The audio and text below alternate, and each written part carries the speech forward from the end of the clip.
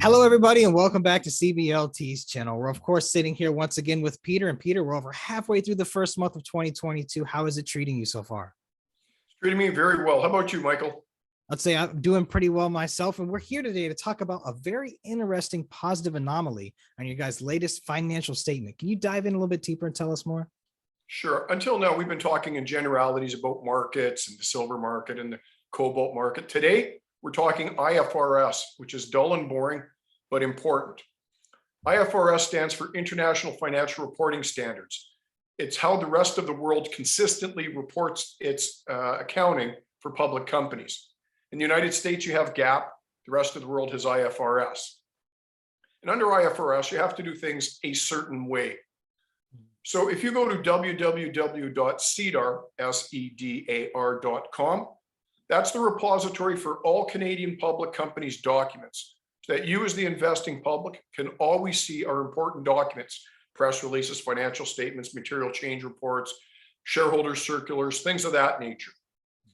CBLT has a page there just like every other public company. So if you go to that page, you pull up our financial statements dated Jan 18 and the management discussion and analysis dated Jan 18. I can walk you through those anomalies. Positive, as you say. We start with the financial statement on page 6, the balance sheet. You'll note that as of November 30th, we're now sitting on $1,247,000 worth of investments. Yeah, okay, how'd that happen? Well, let's go down to note 5. Talks about investments. And the note says, the investment in Syscom consists of 4.2 million shares. Syscom is a private company whose business model is to acquire operating entities. All right, got that so far. The carrying value of the shares on CBLT's balance sheet has been adjusted upwards to the value at which Syscom has been issuing shares. All right, let's stop there. Syscom itself is raising money. We're only an 11% shareholder. As Syscom raises money at higher prices, our shares are worth more because they're raising money at higher prices. Yeah. So what we did at November 30 was ask Syscom, what price were you issuing shares at on November 30th? And they told us 25 cents a share. So we used that 25 cents a share times 4.2 million to get to $1,053,000.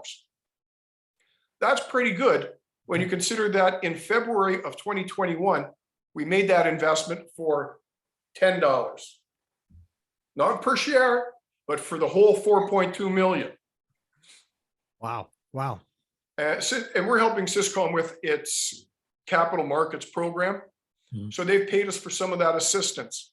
So off a $10 investment, CBLT has received $210,000 in cash and still has over $1 million worth on its balance sheet. That's a pretty good deal. Yeah, that's a really good deal. And then if you go to the MDA, you get a bigger discussion of what happened, a little bit more clear. IFRS is difficult. I understand that public companies have to report the same way so you can compare apples to apples, but the rules don't always apply very well, don't always help you out. And this is one of those situations where it's a little bit confusing. What's really cool about this, Mike, is that Syscom continues to raise money at higher prices, which means next quarter we'll probably have to do another write-up on our balance sheet. Yeah, yeah. So Syscom itself is going public, as has been, as they've said. So when they go public, we'll be able to make great disclosure of their acquisitions, their financial condition, all of that stuff. So yeah, I understand that you have to go through a lot of this stuff on Cedar and stuff. We do recommend you guys read it and go through it and actually you should always do your own due diligence when it comes to those things. But Peter, I'm glad you could walk people through this and explain where the $1 million+ actually came from on your guys' balance sheet there. So, all right, Peter, thank you for coming on. Look forward to more updates on that side of things as well. How are things on the other side of the business? Things are going well. We're planning our spring and summer exploration programs. What's making things difficult right now is near Thunder Bay. COVID is out of control.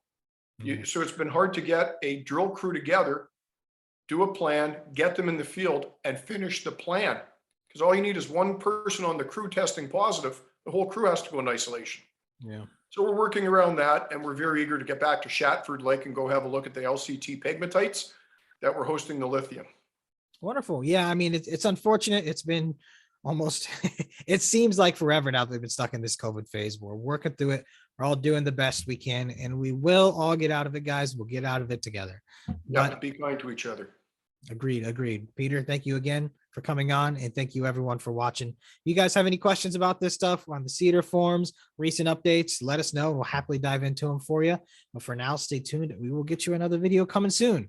Peter, have a wonderful day. Thanks for your time.